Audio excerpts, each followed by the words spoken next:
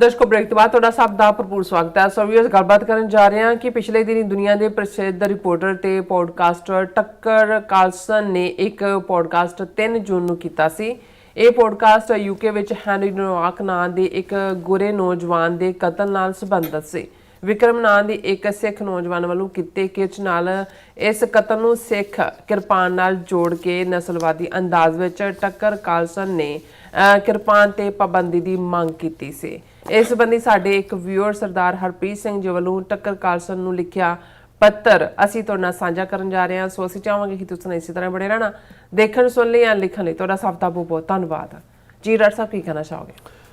ਦੇਖੋ ਅਸੀਂ ਇਸ ਦੇ ਉੱਤੇ ਇੱਕ ਕੰਪਲੀਟ ਜਿਹੜਾ ਪ੍ਰੋਗਰਾਮ ਕੀਤਾ ਸੀ ਕਿ ਕਿਵੇਂ ਜਿਹੜਾ ਨਸਲਵਾਦੀ ਮਾਹੌਲ ਇਸ ਵੇਲੇ ਦੁਨੀਆ 'ਚ ਬਣਿਆ ਹੋਇਆ ਹੈ ਔਰ ਉਹ ਅਮਰੀਕਾ ਹੋਏ, ਯੂਰਪ ਹੋਏ, ਆਸਟ੍ਰੇਲੀਆ, ਨਿਊਜ਼ੀਲੈਂਡ ਹੋਏ, 5 ਆਈਜ਼ ਕੰਟਰੀਜ਼ ਖਾਸ ਤੌਰ 'ਤੇ ਉਹਨਾਂ ਦੇ ਵਿੱਚ ਇਲੀਗਲ ਮਾਈਗ੍ਰੇਸ਼ਨ ਦਾ ਇਸ਼ੂ ਪਹਿਲਾਂ ਹੀ ਸੀ ਔਰ ਇਸ ਦੇ ਨਾਲ ਫਿਰ ਜਿਹੜੇ ਇੱਥੇ ਸਦੀਆਂ ਤੋਂ ਰਹਿ ਰਹੇ ਲੋਕ ਨੇ ਖਾਸ ਤੌਰ 'ਤੇ ਜਿਹੜੇ ਗੋਰੇ ਨਹੀਂ ਨੇ ਉਹਨਾਂ ਨੂੰ ਲੈ ਕੇ ਇੱਕ ਅੱਡ-ਅੱਡ ਥਾਵਾਂ ਦੇ ਉੱਤੇ ਜਿਹੜੀਆਂ ਪਾਰਟੀਆਂ ਵੀ ਬਣ ਰਹੀਆਂ ਉਹਨਾਂ ਨੂੰ ਹਮਾਇਤ ਵੀ ਮਿਲ ਰਹੀ ਹੈ। ਜਿਵੇਂ ਸਾਰੀਆਂ ਜਿਹੜੀਆਂ ਬਿਮਾਰੀਆਂ ਲੱਗੀਆਂ ਹੋਈਆਂ ਨੇ ਉਹਦਾ ਕਾਰਨ ਉਹੀ ਲੋਕ ਹੋਣ।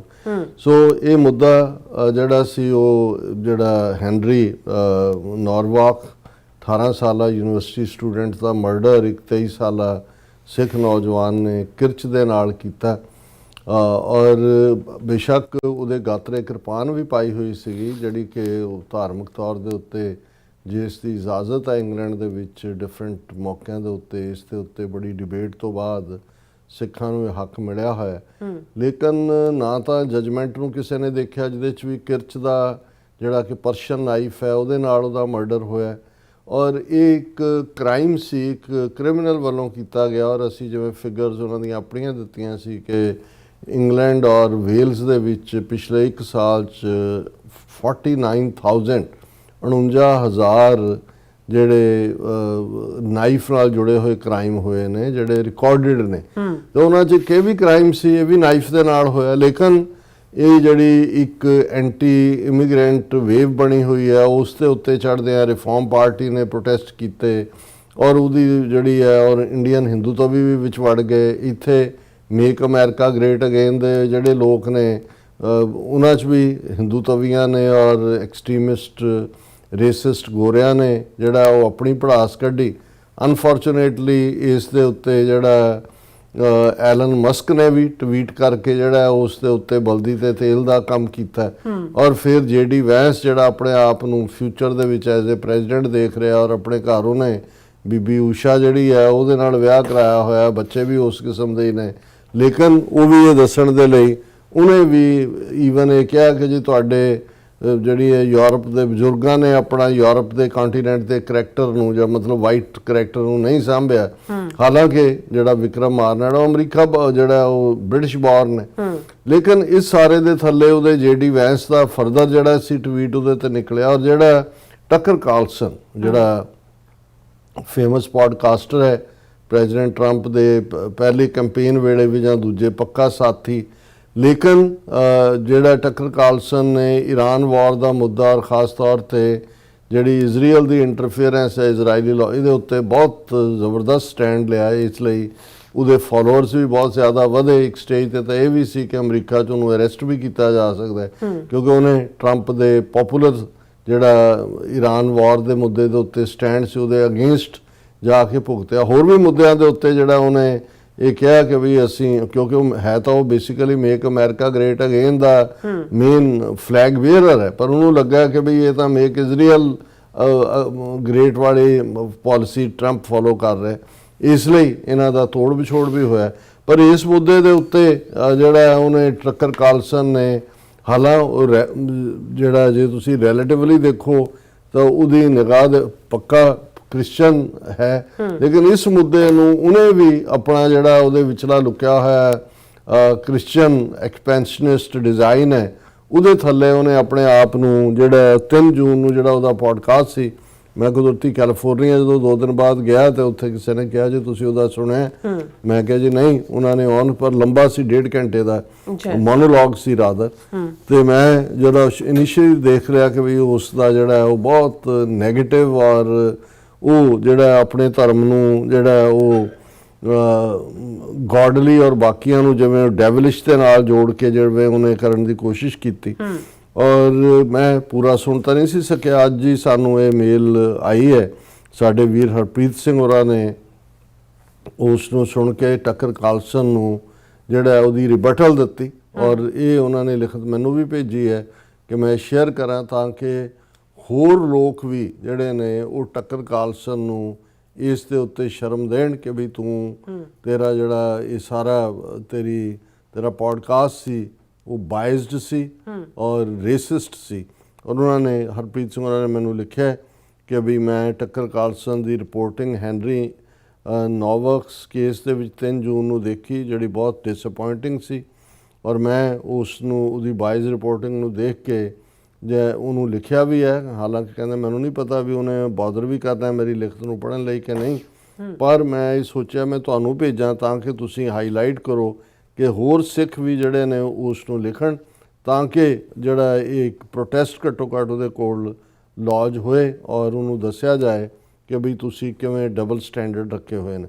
ਤੇ ਜਿਹੜਾ ਉਹਨਾਂ ਨੇ ਲਿਖਤ ਲਿਖੀ ਉਹਨਾਂ ਨੇ ਉਹਨੂੰ ਐਡਰੈਸ ਕੀਤਾ important facts missing from your coverage of Henry Novak case ਕਿ ਵੀ ਜ਼ਰੂਰੀ ਤੱਥ ਉਹਦੇ ਚੋਂ ਮਿਸਿੰਗ ਨੇ। ਉਹਨਾਂ ਨੇ ਕਿਹਾ ਕਿ ਡੀਅਰ ਮਿਲ Carlson, I have watch your programme for many years and had often appreciated your willingness to challenge the popular narratives and speak on behalf of people whom you believe have been treated unfairly. As a Sikh, I also come from a faith tradition that teaches us to stand up for the vulnerable, defend justice, and serve humanity without regard to race, religion or background. ਉਹਨਾਂ ਨੇ ਕਿਹਾ ਕਿ ਭਾਈ ਮੈਂ ਕਾਫੀ ਸਾਲਾਂ ਤੋਂ ਤੇਰਾ show ਦੇਖਦਾ ਹਾਂ, ਮੈਂ ਤਾਰੀਫ ਕਰਦਾ ਹਾਂ ਵੀ ਤੂੰ ਹਮੇਸ਼ਾ ਉਹਨਾਂ ਦੇ ਹੱਕ 'ਚ ਭੁਗਤਦਾ ਹੈ ਜਿਨ੍ਹਾਂ ਦਾ ਲਈ ਕੋਈ ਨਹੀਂ ਬੋਲਦਾ ਔਰ ਤੂੰ ਜਿਹੜੇ ਪੋਪੂਲਰ ਨੈਰੇਟਿਵ ਹੈ ਉਹਨੂੰ ਵੀ ਚੈਲੰਜ ਕਰਨ ਦੀ ਹਿੰਮਤ ਕਰਦਾ।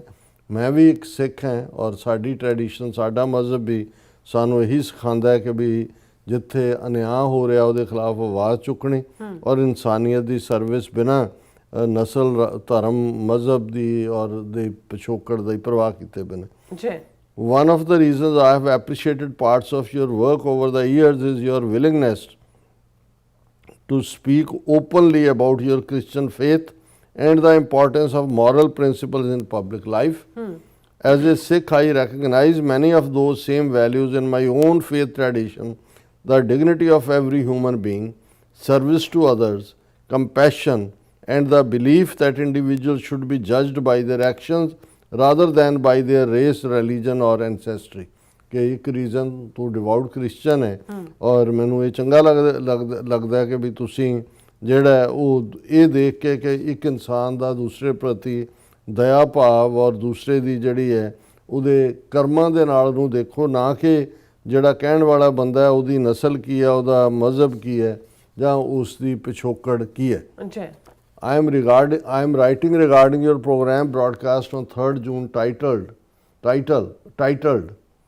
ਹੁਣ ਇਹ ਟਾਈਟਲ ਹੀ ਆਪਣੇ ਆਪ ਦੇ ਵਿੱਚ ਬਾਇਸਡ ਹੈ, The Murder That Exposed the Godless System Replacing Christianity। ਤੁਸੀਂ ਦੇਖੋ ਇਹਦਾ ਟਾਈਟਲ ਹੀ ਆਪਣੇ ਆਪ 'ਚ ਕਿ ਵੀ ਇਹ ਕ੍ਰਿਸਚੀਅਨਿਟੀ ਵਾਲੇ ਕੰਟੀਨੈਂਟ 'ਚੋਂ ਕ੍ਰਿਸਚੀਅਨਿਟੀ ਗਾਇਬ ਹੋ ਰਹੀ ਹੈ ਔਰ ਗੋਡਲੈਸ ਸਿਸਟਮ ਜਿਹੜਾ ਹੈ ਉਹ ਰਿਪਲੇਸ ਕਰ ਰਿਹਾ। ਉਹ ਜਿਹੜੇ 49,000 ਨਾਈਫ ਅਟੈਕ ਹੋਏ ਉਹ ਕ੍ਰਿਸਚੀਅਨਸ ਨੇ ਕੀਤੇ, ਉਹ ਗੋਡਲੈਸ ਲੋਕਾਂ ਨੇ ਕੀਤੇ ਨੇ, ਪਰ ਜਿਹੜਾ ਉਹ ਅੰਦਰ ਹੈ ਉਹ ਬਾਹਰ ਆਉਂਦਾ ਔਰ ਇਹ ਟਾਈਟਲ ਹੀ ਆਪਣੇ ਆਪ 'ਚ। First and foremost I want to make clear that the murder of Henry Nowak was a terrible crime.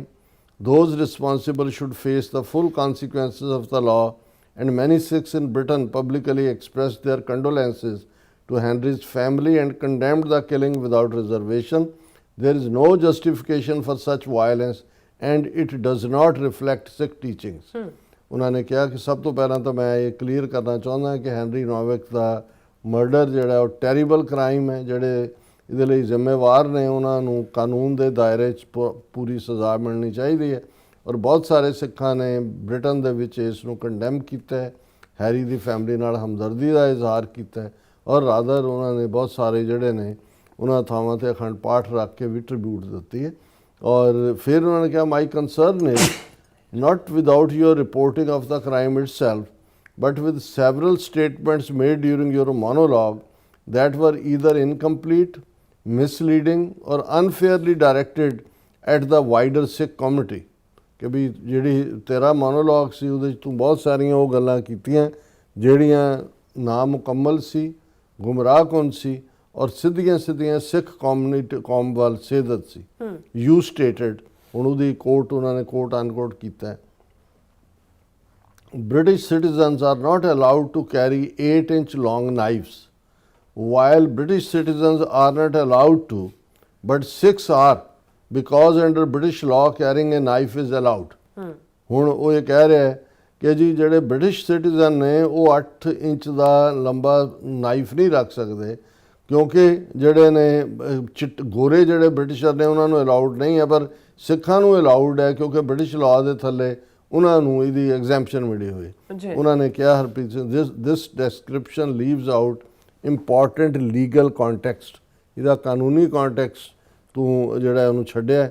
Under UK law carrying a bladed article in public is generally prohibited unless a person has a lawful reason.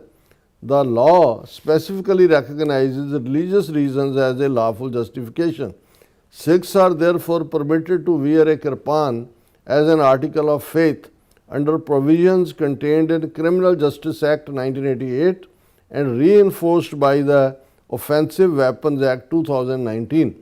The exemption exists because Britain recognizes the right of individuals to practice their religion freely.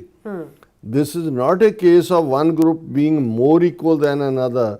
British law contains a number of exemptions for professional, religious, ceremonial, supporting and historical purposes. A kirpan is recognized as a religious article, not as a weapon intended for violence. You also suggested that obtaining kitchen knives in Britain is extremely difficult. ਉਹਨਾਂ ਨੇ ਉਹਦੀ statement ਨੂੰ ਝੁਠਿਆਇਆ। ਉਹਨਾਂ ਨੇ ਕਿਹਾ ਕਿ ਭਾਈ ਆ ਬਾਕੀ ਕੈਟਾਗਰੀਜ਼ ਨੂੰ ਵੀ ਐਗਜ਼ੈਂਪਸ਼ਨਸ ਹੈਗੀਆਂ ਨੇ, ਇਹ ਅੰਡਰ ਦਾ ਲਾਅ ਐਗਜ਼ੈਂਪਸ਼ਨ ਹੈ ਕਿਉਂਕਿ ਇਹ ਸਿੱਖਾਂ ਦਾ ਰਿਲੀਜੀਅਸ ਪਾਰਟ ਹੈ, ਇਹ ਧਾਰਨ ਕਰਨ ਦੇ ਲਈ ਹੈ, ਵਾਇਲੈਂਸ ਦੇ ਲਈ ਨਹੀਂ ਹੈ। ਪਰ ਤੂੰ ਤਾਂ ਇਹ ਵੀ ਨਾਲ ਲਿਖ ਦਿੱਤਾ ਕਿ ਜੀ ਕਿਚਨ ਨਾਈਫ ਜਿਹੜੇ ਨੇ ਉਹ ਲੈਣੇ ਬੜੇ ਔਖੇ ਨੇ ਤੇ ਸਿੱਖ ਤਾਂ ਇਹ ਪਾ ਕੇ ਕਿਰਪਾਨਾਂ ਪਬਲਿਕ ਪਲੇਸਿਸ ਤੇ ਘੁੰਮਦੇ ਨੇ। This is not accurate. Kitchen knives are widely available throughout the United Kingdom. Supermarkets, department stores, specialist retailers sell them every day. The primary restrictions concern age verification and online delivery procedures which are intended to prevent sales to minors. Adults can legally purchase kitchen knives throughout the country. ਵੀ ਤੇਰੀ statement ਹੀ ਕਰਤ ਹੈ ਕਿ ਜੀ elders ਵੀ ਜਿਹੜੇ ਨੇ kitchen knife ਵੀ ਨਹੀਂ ਲੈ, ਸਿਰਫ ਮਾਈਨਰਸ ਨੂੰ ਪ੍ਰੋਹਿਬਿਟਡ ਹੈ, ਬਾਕੀ ਸਾਰਿਆਂ ਥਾਵਾਂ ਦੇ ਉੱਤੇ ਐਡਲਟ ਜਿਹੜੇ ਨੇ ਲੈ ਸਕਦੇ ਨੇ। ਅੱਛਾ। ਮੋਸਟ ਇੰਪੋਰਟੈਂਟਲੀ ਯੂ ਸਟੇਟਡ, ਉਹਦੀ ਕੋਟ ਹੈ, in this case a Sikh used his legal weapon to murder a young white man, ਕਿ ਜੀ ਉਹਨੂੰ ਜਿਹੜਾ ਹੱਕ ਦਿੱਤਾ ਹੋਇਆ ਸੀ ਕਾਨੂੰਨੀ, ਉਹਦੇ ਨਾਲ ਉਹਨੇ ਇੱਕ ਵਾਈਟ ਮੈਨ, ਪੂਰਾ ਰੇਸਿਜ਼ਮ ਜਿਹੜਾ ਉਹਨੂੰ ਉਭਾਰ ਰਿਹਾ ਹੈ ਟੱਕਰ ਖਾਲਸਾ। ਅੱਛਾ। This statement omits a crucial fact that emerged during the court proceedings. According to reports of the trial, the defendant was carrying 2 blades. ਉਹਦੇ ਕੋਲ 2 ਹਥਿਆਰ ਸੀ। One was his kirpan, which was being worn as a religious article. Kirpan ਉਹਨੇ ਪਾਈ ਹੋਈ ਸੀ, ਉਹਨੇ ਇਸਤੇਮਾਲ ਨਹੀਂ ਕੀਤੀ ਹਮਲੇ ਦੇ ਲਈ। The second was a separate Persian style dagger. ਇੱਕ ਪਰਸ਼ੀਅਨ ਸਟਾਈਲ ਜਿਹੜਾ ਉਹ ਕਿਰਚ ਸੀ। The evidence presented in court indicated that the fatal attack was carried out using the Persian style dagger, not the kirpan. ਕਿ ਹਮਲਾ ਉਹਨੇ ਕਿਰਚ ਨਾਲ ਕੀਤਾ ਜਿਹੜੀ ਕਿਰਪਾਨ ਨਹੀਂ ਹੈ। The distinction matters, ਦੋਨੋਂ ਚੀਜ਼ਾਂ ਵੱਖਰੀਆਂ ਨੇ।